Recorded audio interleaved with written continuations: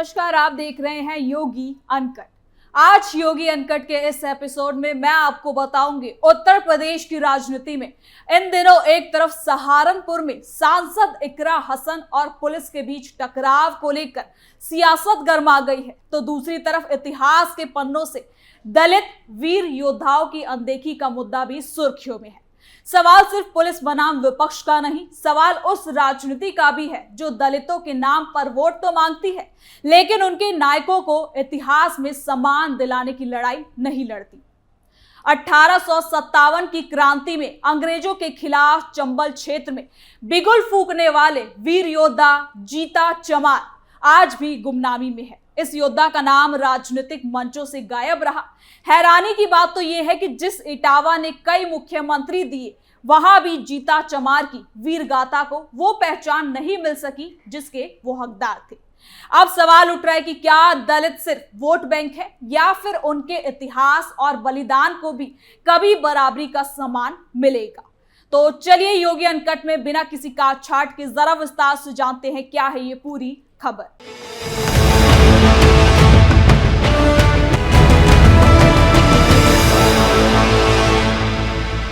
योगी uncut में सबसे पहले बात सहारनपुर की करते हैं।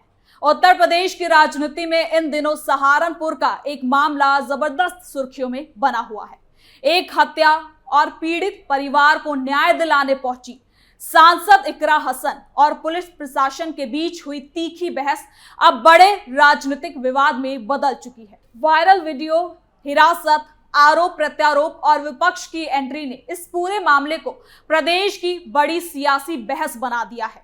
समाजवादी पार्टी इस मुद्दे को लेकर सरकार पर हमलावर है, जबकि पुलिस प्रशासन अपनी कार्रवाई को नियमों के तहत बता रही है। आपको बता दें, दरअसल ये पूरा मामला एक युवक की हत्या से जुड़ा हुआ है। बताया जा रहा है कि पीड़ित परिवार न्याय की मांग को लेकर लगातार अधिकारियों के चक्कर काट रहा था। परिवार का आरोप था कि मामले में उचित कार्रवाई नहीं हो रही और आरोपियों के खिलाफ सख्त कदम भी नहीं उठाए जा रहे। इसी मुद्दे को लेकर सांसद इकरा हसन पीड़ित परिवार के साथ सहारनपुर डीआईजी ऑफिस पहुंची। यहां से शुरू हुआ विवाद अब राजनीतिक भूचाल का रूप ले चुका है। तो आइए इस रिपोर्ट में जानते हैं क्यों इकरा हसन के सहारनपुर पहुंचते ही माहौल पूरी तरह से गर्मा गया। आग मत लगाइए, अभी लगाया आपने। सहारनपुर में सियासी बवाल, सांसद इकरा हसन के पहुंचने से मचा बवाल। अखिलेश यादव ने उठाए सवाल। सबसे पहले आप इस वीडियो को देखें जिसमें इकरा हसन ये बता रही है कि वो डीआईजी के ऑफिस क्यों आई। हम गए थे डीआईजी साहब के पास। एक जो कार्रवाई मसाला में हुई है, जो मां है वो लगातार ये कह रही है कि उनको इंसाफ नहीं मिला है। इंसाफ की गुहार को लेकर हम डीआईजी साहब के पास आए थे। जो माता जी हैं मोनू कश्यप की, उन्होंने अपना पक्ष रखा, अपनी बात रखी। डीआईजी साहब जिन्होंने पहले से ही उन्हें सारी चीजों को मना कर दिया, माँ की बात को सुनने से मना कर दिया, उन्होंने उस गरीब मजलूम बूढ़ी माता को कहा कि आप जाइए यहाँ से। मैं उनके साथ गई थी, मुझसे वो बर्दाश्त नहीं हुआ और फिर डीआईजी साहब वहां से खुद उठकर चले गए। तो हम बाहर आए। हम बाहर आकर दोबारा एक एप्लीकेशन बनाने की योजना में थे, बात कर रहे थे, तो ये सब हम पे चढ़े पुलिस वाले कि यहाँ पे हंगामा मत कीजिए। हम पार्किंग में थे, हम सड़क पे नहीं थे। रिकॉर्डिंग हमारे पास भी है, सड़क लगातार चलती रही है। अब सड़क की ट्रैफिक की बुनियाद पे ये मुझे यहाँ पर महिला थाने में लेकर आए हैं, तो ये सरासर तानाशाही है और सिर्फ ये जो भाजपा के लोग हैं उनके लिए पुलिस वाले काम कर रहे हैं। आप साफ तौर से क्या लगता है आपको, ट्रैफिक विभाग को लेकर आपको लेकर आए या कुछ? आप लोग भी वहाँ पे थे, ट्रैफिक लगातार चल रहा था, हमारे पास भी वीडियो रिकॉर्डिंग मौजूद है। ट्रैफिक में कोई खलल नहीं आई थी। हम पार्किंग की स्पेस में खड़े थे और इन्हीं लोगों के द्वारा कहा गया था कि दोबारा एक एप्लीकेशन दे दो, उसी की बात वहां कर रहे थे। तो इन्होंने पूरे जिले की महिला पुलिस वहां बुला ली हमें डराने के लिए, हम पर दबाव बनाने के लिए। लेकिन हम डरेंगे नहीं, इनको जो करना है ये वो कर सकते हैं। ये मेरे लोग हैं, जब ये पीड़ा में है तो मैं पीड़ा में हूँ और इनके साथ में खड़ी रहूंगी। वीडियो में आपने इकरा हसन को सुना, लेकिन अब आपको बता दे कि इकरा हसन के ऑफिस पहुंचने तक क्या क्या हुआ। इस वीडियो को देखें जिसमें इकरा हसन गाड़ी से उतरती हुई नजर आ रही है। फिर एक रिपोर्टर उनसे सवाल पूछता है कि क्या बातचीत हुई आपकी। इसी दौरान जवाब देते हुए इकरा हसन महिला दरोगा पर भड़क जाती है और कहती है हाथ मत लगाओ। नहीं, अपने ऑफिस में उठाएंगे। हाथ मत लगाइए, नहीं, हाथ नहीं लगाने में हाथ मत लगाइए। हाथ नहीं लगा, हाथ नहीं लगा। अभी लगाया आपने, अभी लगाया आपने, अभी लगाया आपने। तो क्या कहना चाहेंगे मैडम, क्या तानाशाही हो रही है? देख ही रहे हैं आप, अगर एक सांसद एक पीड़ित परिवार के साथ डीआईजी से मिले और डीआईजी पीड़ित परिवार को उनके सामने कहे कि जाइए जो हमें करना है हम करेंगे, तो ये तानाशाही है। और फिर हमें यहाँ लाया गया है महिला थाने में। चलो ना आगे आगे, तो आपने मना कर मेरे हाथ भी लगा रही। ये वो वीडियो था जब सपा सांसद इकरा हसन को महिला दरोगा के जरिए गिरफ्तार करके उन्हें करीब 10 मिनट तक हिरासत में रखा गया। आपको बता दें कि डीआईजी ऑफिस के बाहर बड़ी संख्या में समर्थकों और स्थानीय लोगों की भीड़ जमा हो गई। पीड़ित परिवार अपनी बात रखना चाहता था, जबकि प्रशासन सुरक्षा और व्यवस्था बनाए रखने की कोशिश में लगी हुई थी। इसी दौरान सांसद इकरा हसन और पुलिस अधिकारियों के बीच बहस शुरू हो गई। वहां मौजूद लोगों के मुताबिक माहौल धीरे धीरे इतना ज्यादा गर्म हो गया कि दोनों पक्षों के बीच तीखी नोकझोंक देखने को मिली। व्हाइट पट्टी के अंदर थे, आपकी पार्किंग पे, आपके गेट पे खड़ा होना भी गुनाह है। आपके गेट पे खड़ा होना भी गुनाह है। आप पीड़ित आपके पास फरियाद लेके आ सकता है या नहीं, आप ये बता दो। सभी कमजोर समझ रखा है आपने। क्या करोगे? गोली चला दोगे, फांसी दे दोगे? दो, हद कर दिए। तरीके से किसी को बात करना नहीं आता है। इस जनता की ही तनख्वाह मिलती है आपको।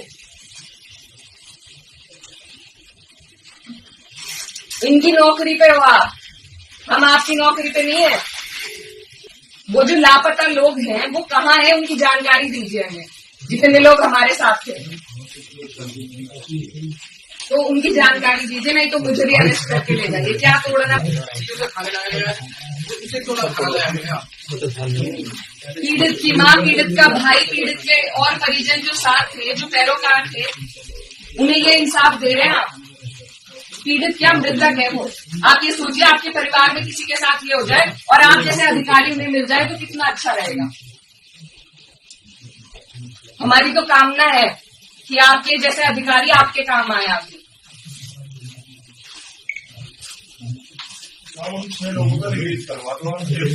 नहीं तो आप मुझे भी अंदर भेजो।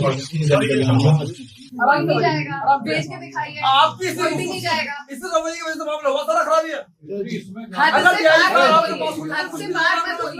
आपको बता दें कि इस पूरे मामले के बाद इकरा हसन ने मीडिया से भी बातचीत की और क्या कुछ कहा है, आइए आपको सुनाते हैं। में खड़े होकर एक ऐसी लड़ाई लड़ी कि कल को अगर आपके हमारे साथ, एक और बात मैं कहना चाहती हूँ कि ये किसी एक समाज की लड़ाई नहीं है। इसको राजनीति से भी जोड़ने की जरूरत नहीं है। किसी के वोट की लालच की भी बात नहीं है। बात यह है कि अगर आज हम उनके लिए खड़े नहीं होंगे। बिल्कुल तानाशाही चल रही है। जो पीड़ित पक्ष है, जो जिस पे पहले से अत्याचार हुआ है, जो पहले से जूझ रहा है, उसी को आप जेल में भेज देंगे, ये कहाँ की कानून व्यवस्था है? तो ये सरासर तानाशाही थी कि उन्हीं लोगों को जो अपनी गुहार लगाने आए, उन्हीं को आपने जेल में बिठा दिया। अगर आज पीड़ित की भी नहीं सुनी जाएगी तो सुनेगा किसकी है प्रशासन? और ये यहाँ की जो कानून व्यवस्था है उस पर एक बड़ा प्रश्न चिन्ह खड़ा होता है।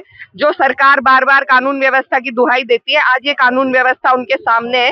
ये राम राज्य है, ये राम राज्य है जिसमें पिछड़े समाज के लोग या जो शोषित समाज है उनसे जो लोग आ रहे हैं उनके साथ ये दुरुपयोग हो रहा है। ये महिला कोई मुसलमान महिला नहीं थी, उनके लिए तो अलग ही कानून चल रहे हैं। कश्यप समाज से थी और हमेशा भाजपा को वोट देते आए हैं, उनके साथ ये हुआ है आज। तो ये आज जनता के सामने है कि कैसे जो लोग इनके भी लिए वोट देते हैं उनके साथ भी किस तरीके से अन्याय और नाइंसाफी ये सरकार करती है। ये किसी की नहीं है, ये सिर्फ कुछ पूंजीपतियों की सरकार है। और जी देखिए, मुझे अपनी पीड़ा नहीं है, मुझे उस माँ की पीड़ा है जिसके बच्चे की बेरहमी से हत्या हुई है और उसके बावजूद उसको इतना बेइज्जत किया गया कि वो रोती हुई दफ्तर से बाहर निकली है। मुझे अपनी पीड़ा नहीं है। हमारे साथ तो ये प्रोटोकॉल कभी निभाते ही नहीं है। हम विपक्ष के लोग हैं, हमें तो संघर्ष का आदत है।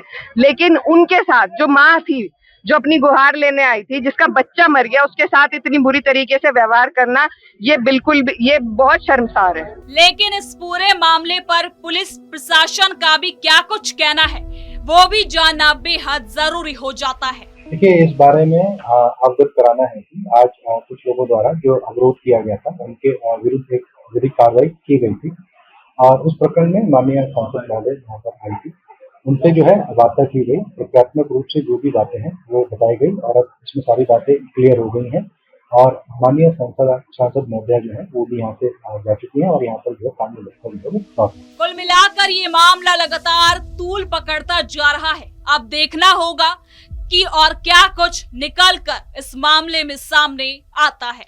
अब योगी अनकट में आगे हम जीता चमार की बात करेंगे। जी हाँ, जीता चमार भारतीय स्वतंत्रता संग्राम के ऐसे वीर योद्धा जिन्हें आज इतिहास में वो जगह नहीं मिल सकी जिसके वो हकदार थे। जीता चमार आजादी की लड़ाई का वो बड़ा नाम है जिन्होंने अंग्रेजों के दांत खट्टे कर दिए थे। इनका जन्म इटावा के नजदीक बसरी गांव में हुआ था। 1857 की क्रांति के बड़े योद्धा जीता चमार का नाम आज भी गुमनामी के अंधेरे में है, वो भी तब जब उनकी जन्मभूमि इटावा से 4 बार यूपी को मुख्यमंत्री मिला है, लेकिन फिर भी किसी ने उनकी वीरगाथा को ना तो सही जगह दी और ना ही उन्हें सम्मान मिल सका।